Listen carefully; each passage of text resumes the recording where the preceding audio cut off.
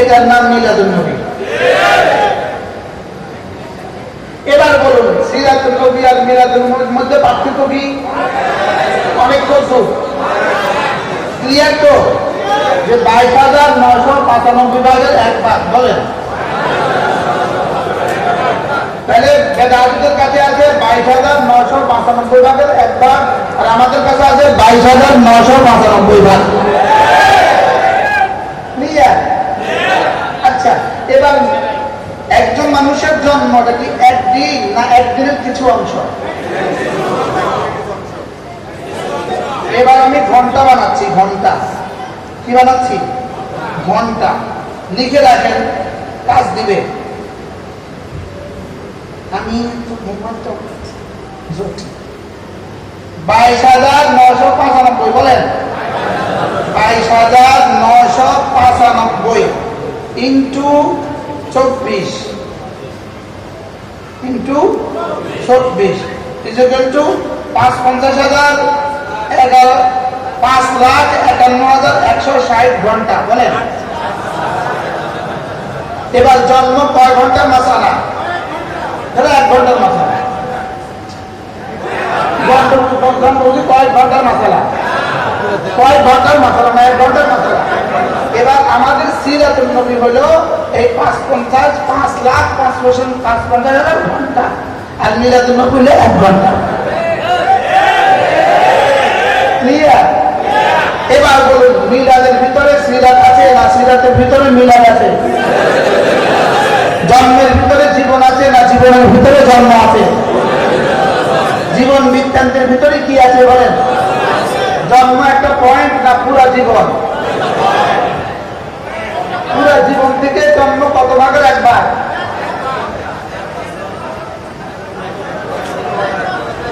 আর 5,50,000 ভাগের এক ভাগ বলেন। 5,50,000 5,50,000 ঘন্টার 1 ঘন্টা হলো জন্ম। আর আমাদের সিরাত হলো 5,55,000 ঘন্টা। সুবহানাল্লাহ। এবার এটাকে মিনিট বানান, ইন্টু 60 ইকুয়াল টু মিনিট। এবার আমাদের সিরাত হলো এত মিনিট, ওদের মিলাদ হলো এত মিনিট, ওদের মিলাদ হলো 1 মিনিট। বুঝতে পারছি? শুধুই সুকৌশলে ইহুদ আর নাসারা উম্মতে মুসলিমাকে দ্বীন থেকে বঞ্চিত করে দিবসমুখী করে দেওয়ার ষড়যন্ত্রের নাম মিলাদুন নবী। দিবসমুখী, একদিনমুখী করে দেওয়া, পুরো জাতিকে একদিনমুখী করে দেওয়া। ইহুদিদের কাছে তাদের নবীর শুধুই জন্ম দিবস আছে, নাসারাদের কাছে তাদের নবীর শুধুই জন্ম দিবস আছে। লেকিন আমাদের কাছে আমাদের নবীর পুরো 63 বছরের জীবনের পুরো জীবন আছে। শুধু পুরো জীবন 63 বছরের জীবন না, 63 বছরকে আমরা 2 ভাগে ভাগ করব। একটা হলো 40 বছর, একটা হলো 23 বছর বলেন। 40 বছর আর কত বছর? 23 বছর। 40 বছরের নাম হলো নবুয়তের আগের জীবন, 23 বছরের নাম হলো নবুয়তের পরের জীবন। 23 বছরের নাম কি? আর 23 বছরের আগেরটার নাম কি? 40 বছর হলো নবুয়তের আগের জীবন, আর 23 বছর হলো নবুয়তের পরের জীবন। নবুয়তের আগের 23 বছর, নবুয়তের আগের 40 বছর আমাদের জন্য শরীয়ত নয়, নবুয়তের পরের 23 বছর প্রতিটা সেকেন্ড আমাদের জন্য শরীয়ত। নবুয়তের আগের 40 বছর আমাদের জন্য শরীয়ত নয়, সেটা আমাদের জন্য কি নয় বলেন? শরীয়ত নয়। নবুয়তের আগের 40 বছরে নবীজি ছিলেন মুহাম্মদ ইবনে আব্দুল্লাহ। নবুয়তের প্রথম মুহূর্তে ইকরা বিসমি রাব্বিকাল্লাযী খালাক, এরপরে নবীজি সঙ্গে সঙ্গে হয়ে গেছেন মুহাম্মদুর রাসূলুল্লাহ সাল্লাল্লাহু আলাইহি ওয়াসাল্লাম। আগে ছিলেন মুহাম্মদ ইবনে আব্দুল্লাহ, আমেনার বেটা মুহাম্মদ। আগে ছিলেন আমেনার ছেলে মুহাম্মদ, আব্দুল্লাহর ছেলে মুহাম্মদ, আবু তালেবের ভাতিজা মুহাম্মদ, ও আব্দুল মুত্তালিবের নাতি মুহাম্মদ। আর নবুয়তের প্রথম মুহূর্তের পর থেকে হয়ে গেছেন মুহাম্মদুর রাসূলুল্লাহ সাল্লাল্লাহু তাআলা আলাইহি ওয়াসাল্লাম। তাহলে নবীজির নবুয়ত 23 বছর, নবীজির রিসালাত বছর, 23 বছরের প্রতিটা বিন্দু আমাদের জন্য শরীয়ত, প্রতিটা সকাল বেলা আমাদের জন্য শরীয়ত, প্রতিটা দুপুর বেলা আমাদের জন্য শরীয়ত, প্রতিটা বিকেল বেলা আমাদের জন্য শরীয়ত, প্রতিটা দিন শরীয়ত, প্রতিটা রাত শরীয়ত, সুবহ আমাদের জন্য শরীয়ত, শাম আমাদের জন্য শরীয়ত, লাইলুন নাহার আমাদের জন্য শরীয়ত। নবীজির 23 বছরের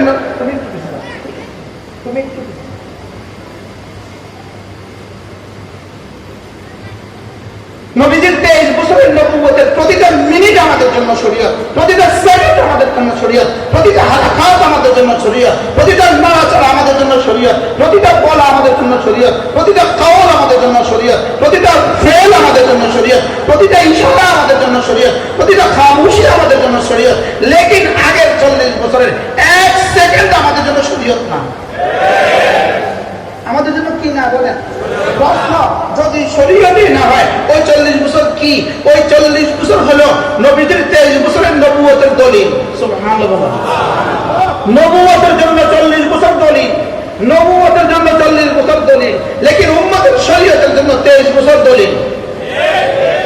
নবীজির নবুয়তের জন্য দলিল, তার জন্মের সময় নাভি কাটা ছিল, এটা নবীদের নবুয়তের দলিল। জন্মের সময় খতনা করা ছিল, নবীদের নবুয়তের দলিল। জন্মের পরে হাত আসমানের দিকে তুলেছেন, নবুয়তের দলিল। জন্মের পরে আশহাদু আল্লা ইলাহা ইল্লাল্লাহ পড়েছেন, নবুয়তের দলিল। জন্মের পরে চাঁদ নিয়ে খেলা করেছেন, নবুয়তের দলিল। জন্মের পরে রাসূল করিম সাল্লাল্লাহু আলাইহি ওয়াসাল্লাম হালিমার এক স্তন থেকে দুধ পান করেছেন, নবুয়তের দলিল। 40 বছরের জীবনে যা যা ঘটেছে সবকিছু নবুয়তের দলিল, উম্মতের জন্য শরীয়ত নয়। আর 23 বছরের প্রতিটা সকাল বেলা শরীয়ত, প্রতিটা দুপুর বেলা শরীয়ত, প্রতিটা রাত শরীয়ত, প্রতিটা দিন শরীয়ত।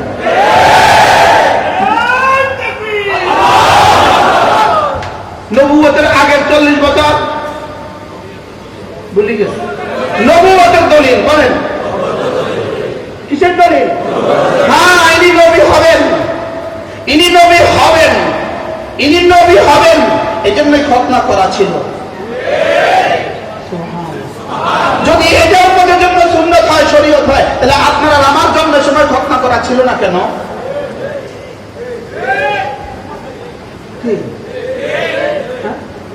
এদের যারা আজকে মিলাদুন নবী করে চিল্লাচ্ছে, এরাও কি খতনা করা অবস্থা দুনিয়াতে আসছে? আসলেন না কেন আপনি? আপনার নবী তো খতনা করা অবস্থা আসছে, আপনি খতনা করা অবস্থা আসলেন না কেন? কি আপনার নবী তো উঠে আশহাদু আল্লা ইলাহা ইল্লাল্লাহ পড়েছে, আপনি আশহাদু আল্লা ইলাহা ইল্লাল্লাহ পড়লেন না কেন? আপনার নবী তো মায়ের এক স্তনে দুধ পান করেছে, হালিমার এক স্তনে দুধ পান করেছে, আপনি 2 স্তনের দুধ পান করলেন কেন?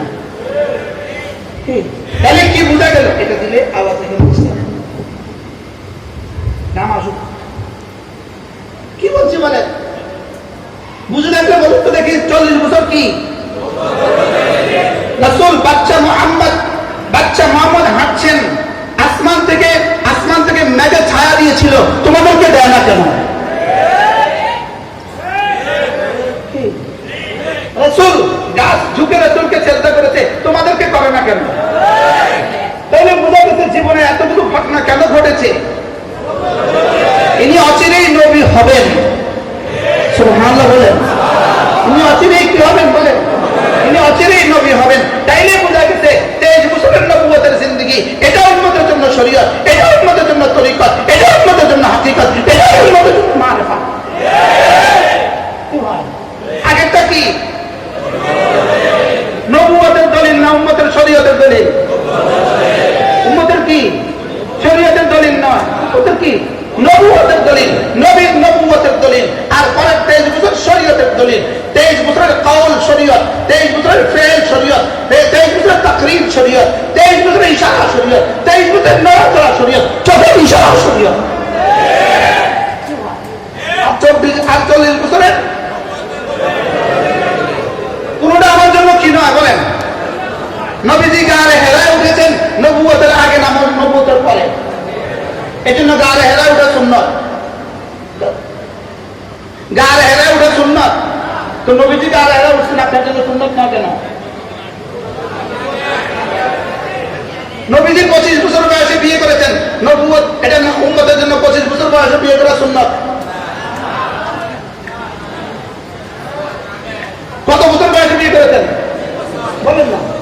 নবীজি 25 বছর বয়সে কি খাদিজার বয়স, আম্মা খাদিজার বয়স কত? 40। নবীজির বয়স কত? 25। তাহলে নবুয়তের আগের বিষয় যদি শরীয়ত হয়, তাহলে 25 বছর বয়সে 40 বছর বয়সের নারী আর বিধবা বিয়ে করা সুন্নাত। বুঝেন না কথা? 25 বছর বয়সে বিয়ে করা সুন্নাত, আর 40 বছরের নারীকে বিয়ে করা সুন্নাত। কোনো বিধিনা করেছেন? এটা নবুয়তের আগে, এটা নবুয়তের কি? নবুয়তের আগে। নবুয়তের আগের বিষয়গুলো উম্মতের জন্য আলোচনা করা বরকতময়। নবুয়তের আগের বিষয়গুলো আলোচনা করা সিরাত। নবুয়তের আগের বিষয়গুলো মাথা শরীয়ত নয়, আলোচনা করা সিরাত। তাহলে মিলাদুন নবীর আলোচনা এটা সিরাত। বুঝেন না? আলোচনাও কি? মিলাদুন নবী পালন করার বিষয় না, আলোচনার বিষয়। সুবহানাল্লাহ বলেন। যদি মিলাদুন নবী পালন করতে হয়, তোমাকে নাভি কাটা অবস্থা মায়ের পেট থেকে আবার বাড়ি যেতে হবে। কি বলছি বলেন? হ্যাঁ, মুসলিম খোঁজবে, এটা সম্ভব না, বলেন না। এটা কি না বলেন না? তাহলে মিলাদুন নবী পালন করা সম্ভব না অসম্ভব? এই মিলাদুন নবী আবার পালন করা কেমনে? দূর বেদাত তো করে, বেদাত তো করে, করাই তো যায় না। তো খতনা করা অবস্থা তোমার মায়ের পেটে আবার যাইবা, আবার খতনা করে, খতনা করা অবস্থা বাইরে। যদি এটা করতে পারো তো তুমি মিলাদুন নবী পালন করলে। কি মনে হয় বুঝেন নাই কথা? সবাই ক্লিয়ার? আমার কাছে বাকিরা বলে আপনারা সবাই ক্লিয়ার? তাহলে মিলাদুন নবী কি পালন করার বিষয় না এটা আলোচনার বিষয়? এবার মিলাদুন নবী কি রবিউল আউয়াল আলোচনার বিষয় না সারা বছরে আলোচনার বিষয়? এই জন্য আমি মুস্তাকুন নবী আলহামদুলিল্লাহ আমি প্রত্যেক সপ্তাহে মিলাদুন নবী পালন করি। আজকে কি দিন ছিল? সোমবার। রাসূল কিভাবে দুনিয়াতে তশরীফ আনছেন? আমি আজকে রোজা রাখছি। এটা মিলে গেছে আর কেটে পারে কি?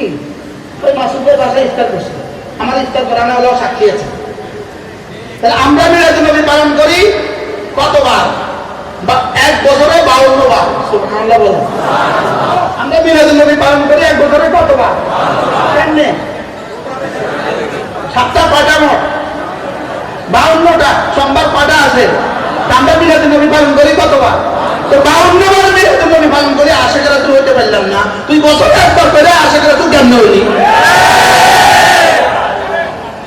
কি আমি কি বুঝাতে পারছি? আজকে কি বার গেছে? সোমবার। আজকে 22 কত তারিখ? আজকে 25 আগস্ট 2025। আজকে কয় তারিখ? 25 তারিখ। কি বার? সোমবার। আলহামদুলিল্লাহ আমি রোজা রাখি এবং আগামীতেও রাখবো ইনশাআল্লাহ। আপনারাও রাখবেন তো ইনশাআল্লাহ? তাহলে সোমবারে যারা রোজা রাখে, আচ্ছা রোজা আর ঈদ, রোজা আর ঈদ এটা এক না মুনাফি? একটাকার বিপরীত না একটাকার মুআফিক? বলো এটা কি ফেয়ার ওয়ার্ডস না বিপরীত ওয়ার্ডস? এটা কি যুগল শব্দ না বিপরীত শব্দ? ঈদের দিন খানা যায়, ঈদের দিন রোজা রাখা যায়। রোজা মানে কি? না খাওয়া। আর ঈদ মানে কি? এবার নবীদের জন্ম তারিখে নবীজি কি করেছেন? নবীজির জন্ম তারিখে নবীজি কি করেছেন? নবীজির জন্মের দিনে নবীজি কি করেছেন? রোজার দিনে কি ঈদ হয়? ঈদের দিনে কি রোজা হয়?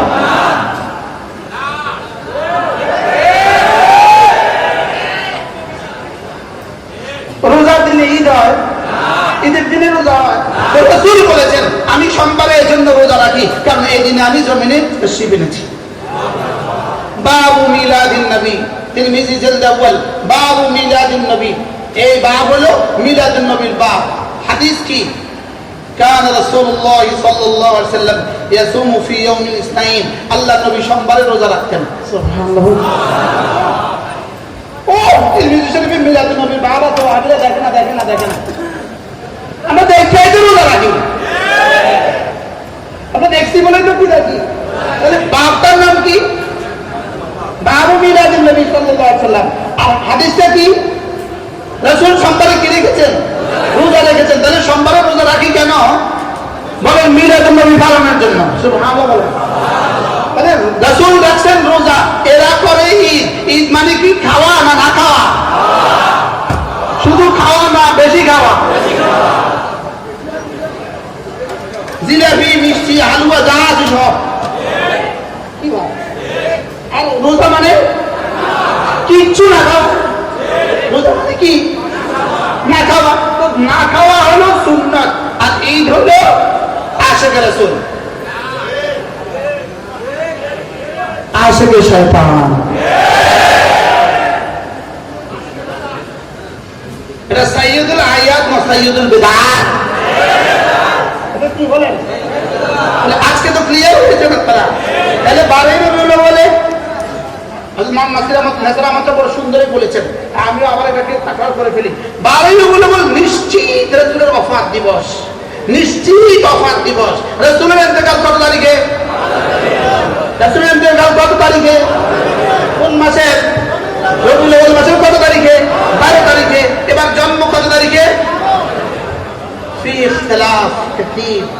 এটার মধ্যে অনেক মতানক্য আছে। 1 থেকে 12 পর্যন্ত কওল আছে। 1 থেকে কি আছে?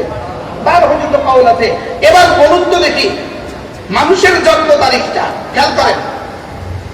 আপনার আমার প্রত্যেকের জন্ম তারিখে সংশয় আছে।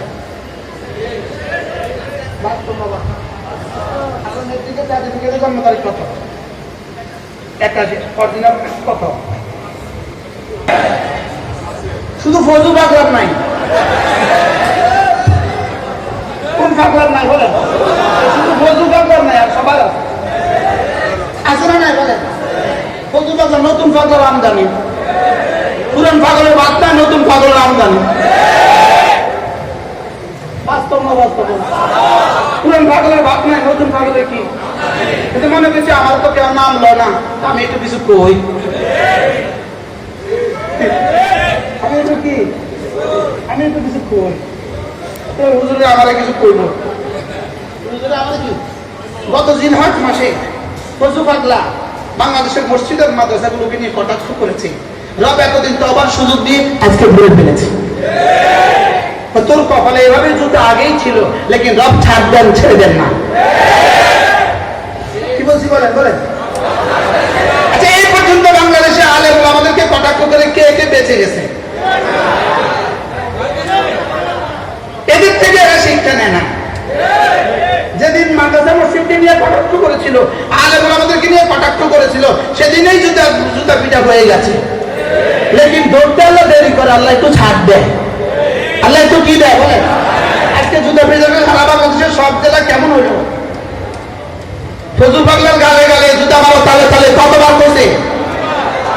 করছে না? করছে না? কেন? মসজিদ মাদ্রাসা নিয়ে কি করছিল? করছে না? করছে না? আমরা তখন হজে ছিলাম। তো তবে বলে দিয়েছি রবকে যা বলার। তবে রবকে যা বলার কি? এর চেয়ে নিকৃষ্ট ভাষায় আমার মনে হয় পৃথিবীর নাস্তিক এদেশের মসজিদ মাদ্রাসাকে গালি দেয় নাই। আলেমরা আমাদেরকে সমালোচনা করে নাই এর চেয়ে জঘন্য কোনো ভাষায়। মাদ্রাসা মসজিদকে নিয়ে এর চেয়ে জঘন্য কোনো ভাষায় কেউ গালি দেয় নাই। এই কমবক্ত 5ই আগস্টের পরে যে পরিমাণ গালি দিয়েছে, আর এই কুলাঙ্গার 5ই আগস্টের শহীদদেরকে, 5ই আগস্টের আহতদেরকে, 5ই আগস্টের বীরদেরকে সে কি বলেছে? কালো শক্তি। অথচ এই কুলাঙ্গারের জানা নাই, এরা যদি না হতো তোমার মতো ফজলুরা আজকে বাংলাদেশে একটা কথাও বলতে পারতাম না। বাস্তব না? বাস্তব না? আফসোস হয় এরা ইতিহাস থেকে শিখে না কিছু। এই জন্য আগামীতে যেন আর কেউ ফজলু পাগলার মতো কটাক্ষ না করে, কেউ যেন আমাদের কার মৌলবাদী বলে গালি না দেয়। যেই দিবে তার পরিণতি এমন হবে। বলেন, যেই দিবে তার পরিণতি কি হবে? বলেন, এমন কি হবে? তার পরিণতি জুতা জুতা জুতা। শুধু কি? শুধু কি? শুধু জুতার পিঠা, শুধু জুতার পিঠা, শুধু কি? শুধু জুতার পিঠা। বারহাল আল্লাহ আমাদেরকে বোঝা মানা সহজ করে দেন। আল্লাহ আমাদেরকে এখান থেকে কিছু শিখার তৌফিক দান করেন, আগামী প্রজন্মকে এখান থেকে কিছু শিখার তৌফিক দান করেন। বারবার আমার কথা চলছিল, রাসূল কারীম সাল্লাল্লাহু আলাইহি একদল ফালাবো আমাদের কাছে শীতলক খায়, আরেকদল ফালাবো পর্দায়। ঠিক কিনা বলে? প্রিয় নবীজির কোন দুশ্মন মুন্সিগঞ্জে থাকতে পারবে না। এখন আপনাদেরকে 1 থেকে আর 3-4 মিনিট আমি কথা বলবো। এখানে একটা চমকপ্রদ ঘটনা নবীজির খাতমে নবুয়তের শানে। আহা, নাস্তিকরা নবীজিকে মানে না, আর কাদিয়ানীরা শেষ নবী মুহাম্মদ সাল্লাল্লাহু আলাইহি ওয়াসাল্লামকে মানে না। কত বদমাশ মানে না, অথচ উড়ন্ত পাখি, গর্তের পিঁপড়া, নদীর মাছ, রাস্তার পাশে দাঁড়িয়ে থাকা গাছ, সবাই প্রিয় নবীজির সম্মান মর্যাদা সব জানে। আলহামদুলিল্লাহ বলেন। তাই যে 4-5 মিনিট সময় আমার হাতে, আপনাদেরকে আল্লামা সুয়ুতী রহমতুল্লাহ আলাইহির আল খাসাইসুল কুবরা কিতাব থেকে আধা ঘন্টার ঘটনাটা আমি 3-4 মিনিটে বলে প্রমাণ করে দেব। একটা জঙ্গলের গুই সাপ পর্যন্ত নবীজিকে খাতামুন নবিয়্যিন মেনে নিয়েছে। সুবহানাল্লাহ বলেন। লম্বা ঘটনা, আমাকে খুব ছোট্ট করে বলতে হবে। আধা ঘন্টা সময়তে এই ঘটনাটা আমি খুলে বলি, মানুষের ভিতরে নবী প্রেম উন্মাদনা তৈরি হয়ে যায় গোটা দেশে। ঘটনা হলো, আমাদের মুন্সিগঞ্জের চরাঞ্চলে বলে গুই, আমরা বাংলা সাহিত্যের ভাষা হলো গুই সাপ। চিনেন আপনারা? সাপের মতো চামড়ার কালার, একটু কুমিরের মতো সাইজ, এত বড় হয়, ঝোপঝাপে থাকে, মুরগির বাচ্চা ধরে খায়, মানুষের পায়ের আওয়াজ পেলে একেবারে গা মিষ্টিবারের মতো সাপ্রায় চলে যায়। দেখেছেন জীবনে? এখানে গই বলেছেন, বুঝতেন তো আপনারা?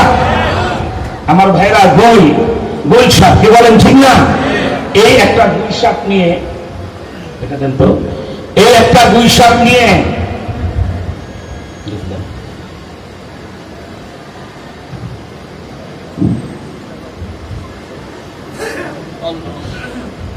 টাইম তো দেওয়াই আছে, আর তো 2 মিনিট আছে। কেন আপনি এটা দিয়ে আবার ক্ষতি করবেন? হ্যাঁ, কিন্তু ভালো কাজ, ভালো মতো কেন কাগজ দিতে গেলেন? আমি টাইম দেখতেছি না, এগুলা ঠিক না, এগুলো ভালো কাজ না। খামোশ। আমি তো বলছি না যে আধা ঘন্টার কথাটা আমি 2-3 মিনিটে বলে দেবো, এই মাঝখানে 1 মিনিট আপনি খেয়ে ফেললেন। আমরা কিন্তু বাবা ওয়াজ শপে করি না, ওয়াজ আমাদের পায়ের নিচে ঘুরে সারা বাংলাদেশে। ঠিক কিনা বলে? 1000-1200 মাহফিলের মধ্যে বেছে বেছে 250-300 মাহফিল রাখি, গোটা দেশে কথা বলি। বাংলার 64 জেলার এমন থানাও নাই যেখানে আল্লাহর ফজলে আমার এই 35 বছরে যাওয়া হয় নাই। কিন্তু মুন্সিগঞ্জ যেহেতু আমার জন্মস্থান, আপনাদেরকে নিয়ে আগামী দিনে একটা নির্বাচনী লড়াইও করব নবীজির পক্ষে ইনশাআল্লাহ জোরে কথা, এবং আগামী দিনে কাদিয়ানীদের বিরুদ্ধে একটা লড়াইও হবে ইনশাআল্লাহ বলে। তাই কথাটা আমি শেষ আরো শর্ট করে ফেলতেছি, যেহেতু 1-2 মিনিট নষ্ট হয়ে গেল। ওই গুই সাপ জঙ্গল থেকে ধরে একজন হিন্দু, কি বলা হয়, মুশরিক, মূর্তি পূজক, নবীজির সামনে দিয়ে যাচ্ছেন। নবীজির জমানার ঘটনা, অনেক লম্বা কথা। আল্লাহ রাসূল বলেন, বাবা তোমার বস্তার ভিতরে নড়াচড়া করে কি? লোকাবচক দব, আরবিতে দোয়াত বা দব মানে গুই সাপ। আলহামদুলিল্লাহ। নবীজি জিনিসটা দেখতে চাইলেন, বাবা দেখাও। সে বলছে আমি দেখাতে পারবো না। অনেক লম্বা কথা, মাঝখানে সবটা বের করে দিলাম। আল্লাহ রাসূল বললেন, তুমি কি হলে আমাকে দেখাবে? বা আমার এই বস্তার ভিতরে গুই সাপটা যদি আপনাকে নবী স্বীকার করে, তাহলেই আপনাকে আমি দেখাবো। আল্লাহ রাসূল অনেক মাঝখানে চমকপ্রদ ঘটনা ছিল, আমি সবটা বের করে দিলাম। নবীজি বলছেন, তোমার বস্তার বাপ হলো, কোনো চিন্তা করবা না, সে পালাবে না। আমি মুহাম্মদকে দেখলে তোমার গুই সাপ পালাবে না। আমার ভাইরা, আল্লাহ নবীর আহ্বানে লোকটা গুই সাপটা বস্তার ভিতর থেকে খুললেন, নিচে রাখলেন, হাত পেতে খাপ করে সে প্রস্তুতি নিয়ে রেখেছে, দৌড় দিলে ধরবেন। নবীজি বললেন, হাত সরাও, আমাকে তোমার গুই সাপ দেখতে দাও, গুই সাপটাকে আমাকে দেখতে দাও। আল্লাহর নবী যখন বলার পরে লোকটা হাত সরিয়ে ফেলল, জঙ্গলের গুই সাপ আল্লাহর নবীকে দেখে টপ টপ করে চোখের পানি ছাড়তে শুরু করে দিয়েছে। গুই সাপ একবার আকাশের দিকে তাকায়, আরেকবার আল্লাহর নবীর চেহারার দিকে তাকায়।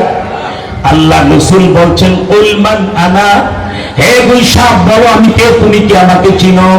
কোন চিন্তা ভাবনা না করে গুই সাপ বলতে শুরু করেছেন, আনতা রাসূল রাব্বুল আলামিন ওয়া আনতা খাতামান নবিয়্যিন, আপনি শেষ নবী, আনতা খাতামান নবীন, আপনি শেষ নবী, আপনার পরে আর কোন নবী নাই। ওই লোকটা আশ্চর্য হয়ে দেখতেছে বৈশাখ মুহাম্মদ সাল্লাল্লাহু আলাইহি ওয়াসাল্লামের সাথে কথা বলে।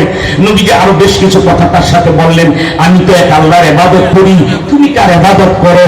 বৈশাখ বলছে, এই আসমান জমিনের মালিক যিনি, আমি তার ইবাদত করি। সুবহানাল্লাহ বলেন। বেশ কিছু কথা আরবি ইবাদত সহ আপনাদেরকে বলতাম, সময় নেই, কিন্তু প্রিয় নবীজি সাল্লাল্লাহু আলাইহি ওয়াসাল্লাম এতক্ষণ দেখে বৈশাখের মালিককে বলছে, বাবা খুব শখ ছিল, অনেকদিন প্রাণীটা দেখি না, আমি দেখলাম, এবার তোমার বৈশাখ তুমি নিয়ে যাও। লোকটা যখন বস্তার ভিতরে ঢুকাবে, নবীজি তার দিকে তাকিয়ে দেখেন টকটক করে কাঁদতেছে। নবীজি বলেন, কাঁদো কেন? বলে, জঙ্গলের বৈশাখটাকে নবী স্বীকার করতে পারে, আপনি শেষ নবী এই ঘোষণা দিতে পারে, আমি কেন ঘোষণা দিতে পারবো না? আমি আর মুশরিক মূর্তি পূজক থাকবো না, আমারে কলমা পড়ে মুসলমান করা হবে। লোকটা কলমা পড়ে মুসলমান হয়ে গেল। জঙ্গলের বৈশাখ যেই নবীজির খাতমে নবুয়তের স্বীকারোক্তি দিয়েছে, সেই খাতমে নবুয়তের দাবি ইনশাআল্লাহ 15ই নভেম্বর ঢাকার সোহরাওয়ার্দী উদ্যানে 20 লক্ষ আমরা হাঙ্গামা চাই। ঠিক কিনা বলে কর?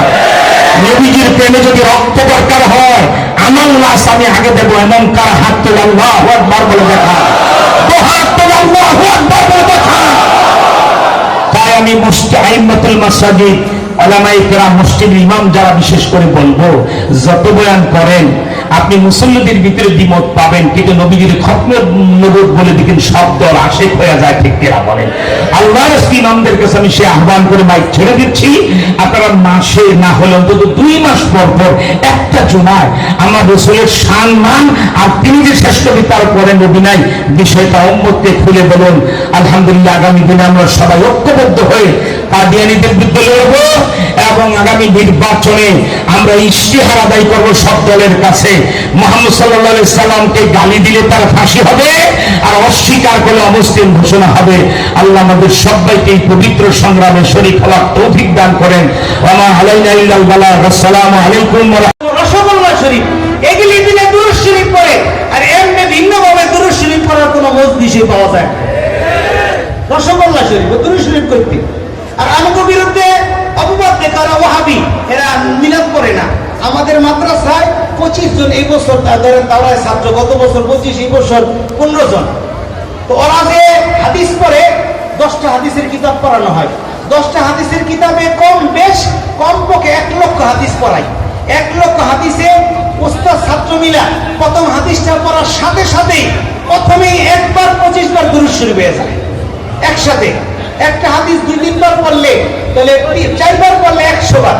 যদি খালি 25 বার পড়ে, তাহলে 1 লক্ষ হাদিস পড়াইতে যায় বছরের শেষে শুধু আমাদের এই এক মাদ্রাসায় কমপক্ষে 1 কোটি বার দুরূদ শরীফ পাঠ করা হয়েছে। কত কোটি? 1 কোটি বার। এই জিলাপি ছাড়া, আমিত্তি ছাড়া, রসগোল্লা ছাড়া, বাতাসা ছাড়া এই মিলাদ শরীফ বললাম 1 কোটি বার দুরূদ শরীফ পড়ার পরে এই যারা মিলাদ শরীফ বলে না, আর একখান রসগোল্লা, জিলাপি, আমিত্তি দিলে এই রসগোল্লা শরীফ পড়া এটার নাম দিছে বড় মিলাদ শরীফ। এটা তো আসল মিলাদ না।